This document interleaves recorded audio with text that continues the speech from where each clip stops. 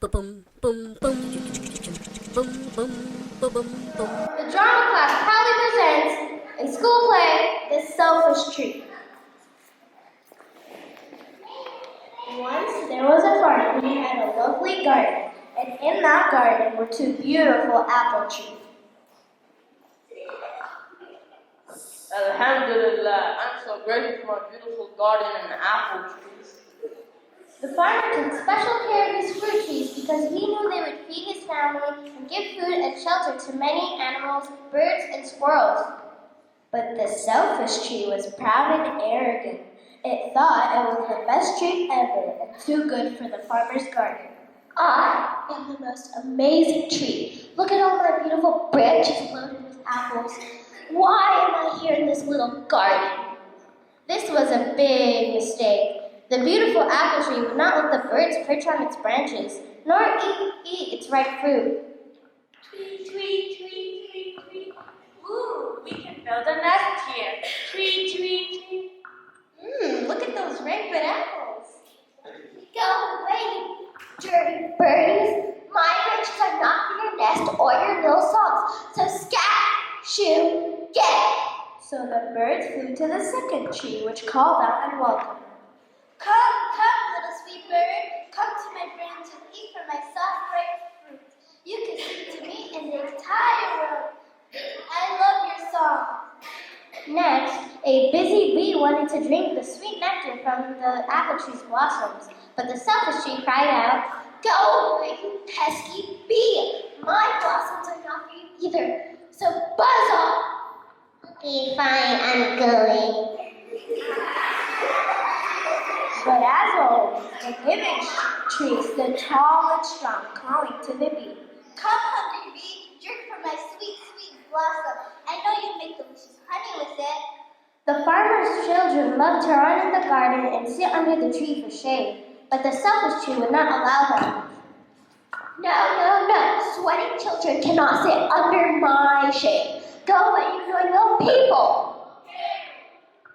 Come here, my children. It's a hot afternoon, and the sun is burning, so sit beneath my branches.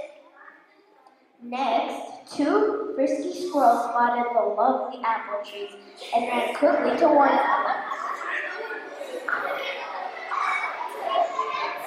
We can eat them if we tag in the branches all day, every day. Yeah, let's go to the tree with someone up to fruit on it. We can eat till we drop. Not today or any other day. My branches are not for dirty birdies, they're not for buzzy bees, they're not for sweaty children, and they are not for squirrels.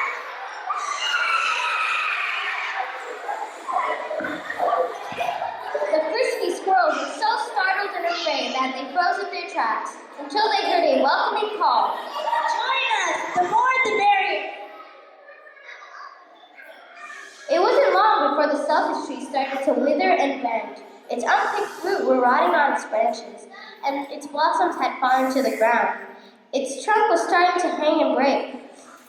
Oh, I don't feel very well. What's happening to me?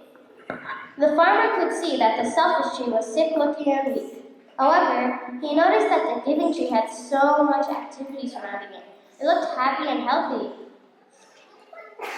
Could this tree have some kind of disease or something? Well, I've tried everything.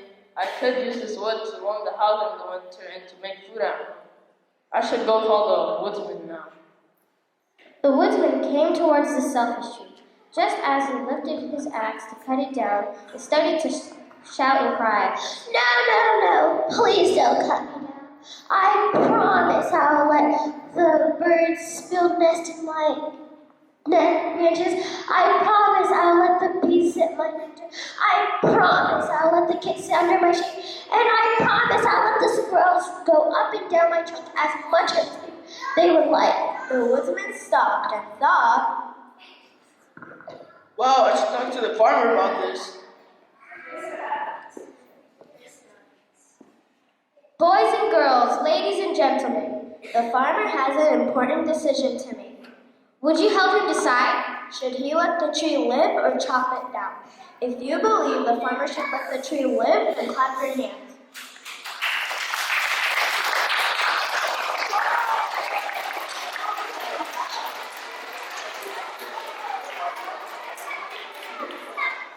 Why do you think that the tree should live?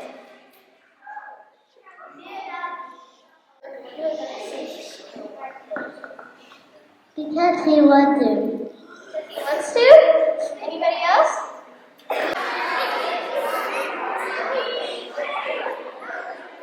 Because the tree deserves it! If you think that the tree should be chopped down and used for firewood, clap your hands.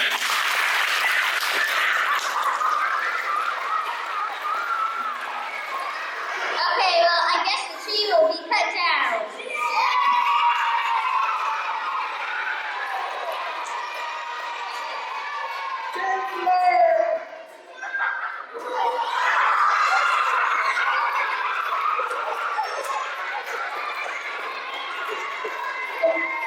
The moral of the story is, boys and girls, always be kind and friendly. Remember to give and share the blessings Allah has given you. If you don't, you can end up like the sad, selfish tree.